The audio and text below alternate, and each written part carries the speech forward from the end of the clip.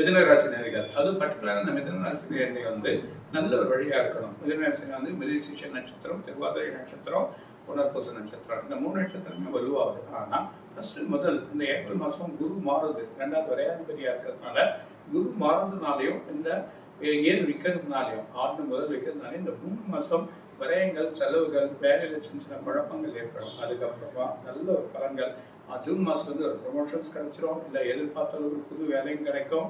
நிறைய மாற்றங்கள் ஏற்படுகிற நிலைமைகள் அவங்களுக்கு ஏற்படுறதுக்கான வாய்ப்பு இருக்கு.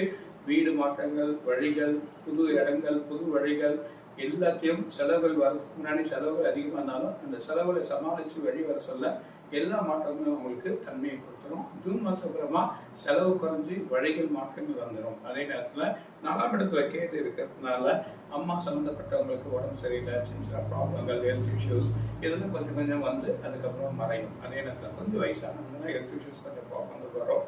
அதே நேரத்தில் சூரியன் போய் உச்சமாக சில குருவில் எப்பயுமே அவங்களுக்கு வந்து இடுப்பு சம்மந்தப்பட்டது, கால் சம்மந்தப்பட்ட சின்ன சின்ன ப்ராப்ளங்கள் வந்து அதுக்கான வழிகள் மாறிடும். அதே நேரத்தில் புது வாகனங்கள், புது வழிகள் எல்லாம் ஏற்பட போது ஜூன்லேருந்து 12ஆம் மாதம் வரைக்கும் நல்ல பலன் காத்திருக்கு.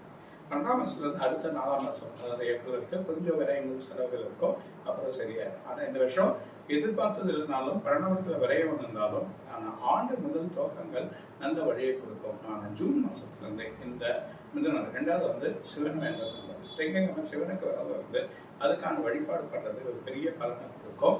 இவங்க வந்து திருப்பதி போயிட்டு வர்றது ஒரு பெரிய பலன்.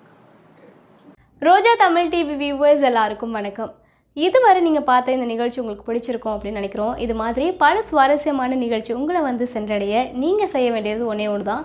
ரோஜா தமிழ் டிவியை லைக் பண்ணுங்கள், ஷேர் பண்ணுங்கள், கமெண்ட் பண்ணுங்கள், சப்ஸ்கிரைப் பண்ண மறந்துடாதீங்க. அது மட்டும் இல்லாமல் எங்களோட செய்திகள் உங்களை வந்து உடனுக்குடன் வந்து அடைய நீங்கள் செய்ய வேண்டியது ஒன்றே ஒன்று தான், பெல் பட்டனை கிளிக் பண்ண மறந்துடாதீங்க.